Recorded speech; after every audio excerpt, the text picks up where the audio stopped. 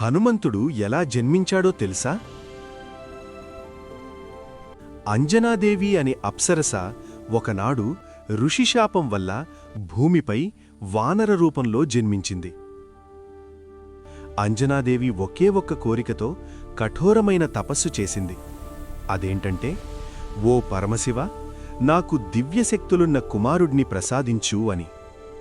ఆమె భక్తికి సంతోషించిన దేవతలు అంజనాదేవిని ఆశీర్వదించారు. ఆ సమయంలో అయోధ్యకి రాజువైన దశరథుడు పుత్రకామేష్టి యాగం చేశాడు. యాగఫలంగా వచ్చిన పాయసం దేవతల ఆశీర్వాదంతో అందరికీ పంచడం జరిగింది. అప్పుడు వాయుదేవుడు తన దైవ సంకల్పంతో ఆ పాయసంలో ఒక భాగాన్ని అంజనాదేవికి ప్రసాదించాడు. ఆ దివ్య ప్రసాదం వల్ల అంజనాదేవికి అపార శక్తి, భక్తి, ధైర్యానికి, పరాక్రమానికి ప్రతీకగా నిలిచిన వాయుపుత్రుడు మన వీరాంజనేయుడు హనుమంతుడు జన్మించాడు. హనుమంతుడు రామభక్తుడిగా ఈ ప్రపంచానికి ఆదర్శమయ్యాడు.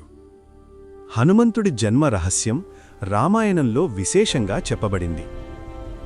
ఈ వీడియో కనుక మీకు నచ్చినట్లయితే లైక్ చేసి సబ్స్క్రైబ్ చేసుకోండి. ఇంకా జై శ్రీరామ్ లేదా జై హనుమాన్ అని కామెంట్ చేయడం మర్చిపోకండి.